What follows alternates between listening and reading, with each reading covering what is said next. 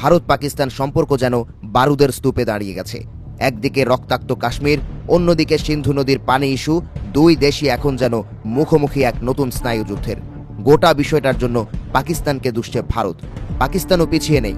দেশটির পররাষ্ট্র মন্ত্রণালয়ের মুখপাত্র শাফাত আলী খান জানিয়ে দিয়েছেন, সিন্ধু পানি বন্টন চুক্তিটি একটি আন্তর্জাতিক চুক্তি।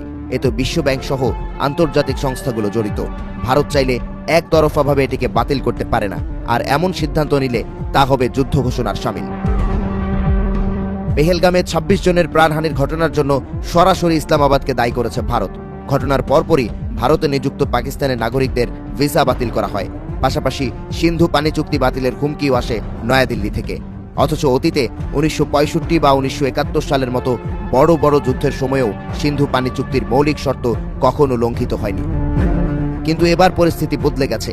কাশ্মীরের রক্তপাতের ছায়ায় ভারত এখন পানি আটকে কৌশলগত চাপ তৈরি করতে চাইছে, এমনটাই বলছে ইসলামাবাদ।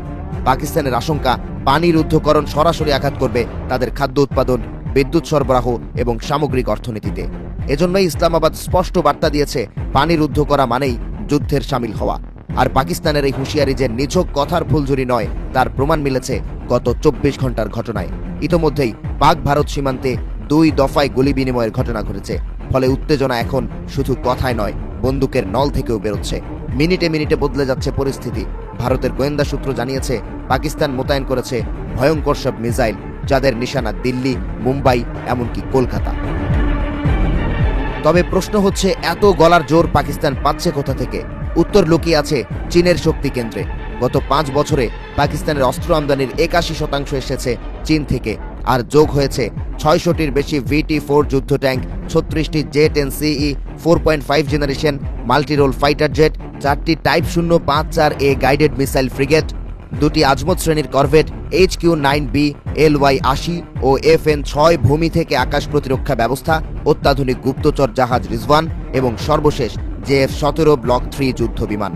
২০২৩ সালে পাকিস্তান চীন থেকে পেয়েছে হ্যাঙ্গর, সাবমেরিন ও সমুদ্রের গভীরে প্রতিরক্ষাকে আরও শক্তিশালী করেছে। এছাড়া মুসলিম বিশ্বের কিছু প্রভাবশালী দেশ, বিশেষ করে তুরস্ক, মালয়েশিয়া, ইরান ও কয়েকটি উপসাগরীয় রাষ্ট্র কাশ্মীর ইস্যুতে পাকিস্তানের অবস্থানের প্রতি সহানুভূতি প্রকাশ করেছে। বিশ্লেষকদের ধারণা, উত্তেজনা যদি আরও বাড়ে, তাহলে পাকিস্তান শুধু সামরিক নয়, কূটনৈতিক মঞ্চেও চীনের পাশাপাশি মুসলিম বিশ্বের সহায়তা পেতে পারে। তবে পুরো সময় যে ভারত চুপ করে বসে থাকবে এমন ভাবার সুযোগ নেই, কেননা ভারতের পুরনো বন্ধু আমেরিকা তো রয়েছেই তাদের পাশে।